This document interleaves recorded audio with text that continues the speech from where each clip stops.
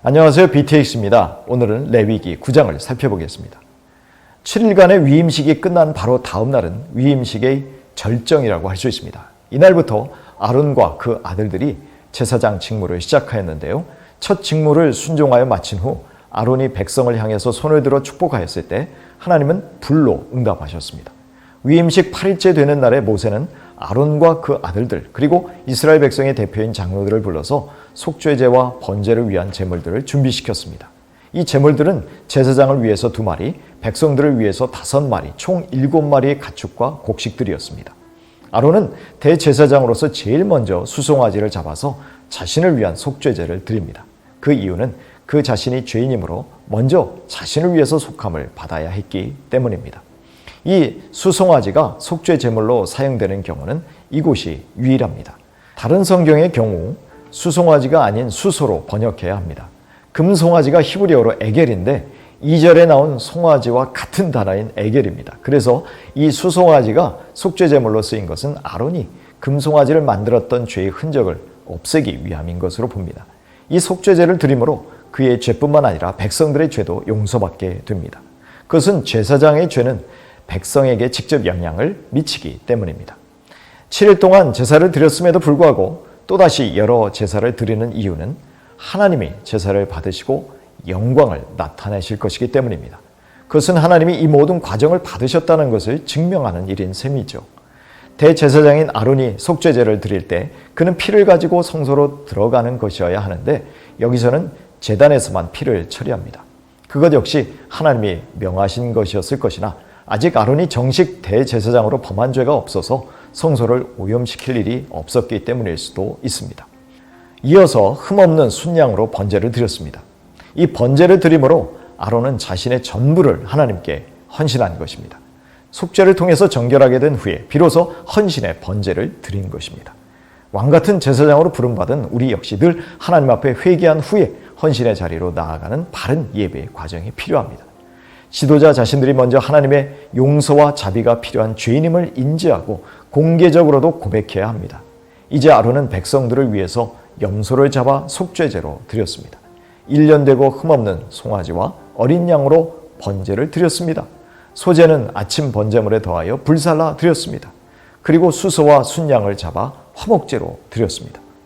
백성을 위한 속죄 제물도 수소 대신 순염소가 드려지는 것과 피의 처리가 번제단에서만 이루어지는 것이 원래 속죄제와 다른 점입니다.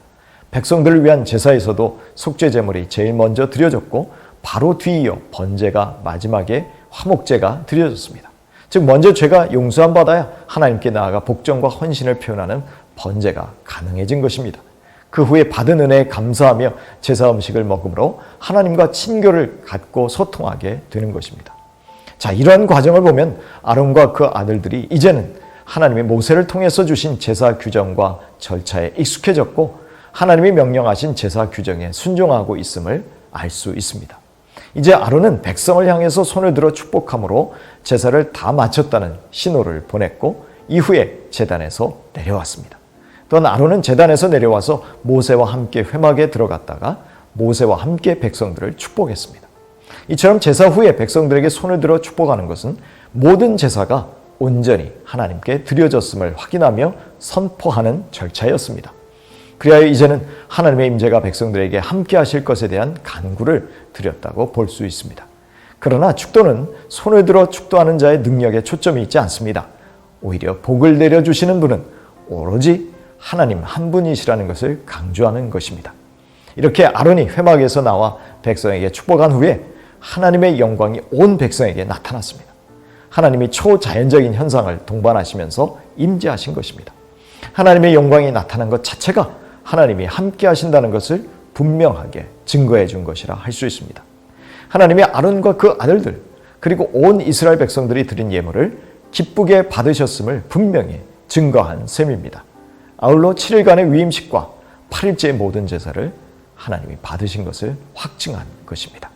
그리고 그 제물들을 하나님이 받으셨다는 확증으로 불이 여호와 앞에서 나와 제단 위에 번제물과 기름을 사른 것입니다.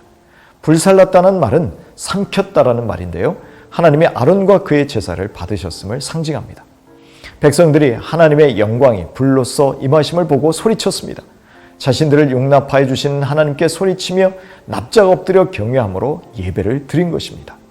이러한 하나님의 임재야말로 예배의 진정한 목적이라고 할 수 있을 것입니다. 이렇게 연락되는 영광스러운 예배의 핵심은 순종이었습니다. 하나님이 말씀하신 모든 예식을 절차를 따라 진행하였을 때 하나님은 그 순종의 예배를 받으시고 임재하신 것입니다. 우리의 대제사장이신 예수님도 승천하실 때 제자들을 향해서 손을 들어 축복하셨습니다. 예수님은 우리의 제사장이 되셔서 율법의 모든 요구를 충족시키셨기 때문입니다. 누가복음 24장 50절입니다. 예수께서 그들을 데리고 베다니 앞까지 나가서 손을 들어 그들에게 축복하시더니 축복하실 때에 그들을 떠나 하늘로 올려지시니 그리고 내가 너희와 항상 함께하리라고 약속하셨습니다. 그리고 사도 바울은 그러한 맥락에서 축복 기도를 한 것입니다. 고린도후서 13장 13절입니다. 주 예수 그리스도의 은혜와 하나님의 사랑과 성령의 교통하심이 너희 무리와 함께 있을지어다. 우리가 정결한 제사장들로 각자의 삶을 제물로 올려드릴 때 말씀에 대한 순종이 가장 중요함을 알아야 합니다.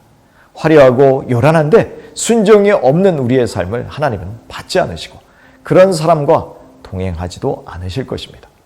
하나님의 임재 혹은 동행은 하나님이 우리의 삶을 받으셨다는 증거가 되기 때문입니다. 바로 그곳에서 하나님의 복이 선언되고 하나님의 임재는 충만하게 임하게 될 것입니다. 미가서 6장 8절입니다. 사람아 주께서 선한 것이 무엇임을 내게 보이셨나니 여호와께서 내게 구하시는 것은 오직 정의를 행하며 인자를 사랑하며 겸손하게 내 하나님과 함께 행하는 것이 아니냐.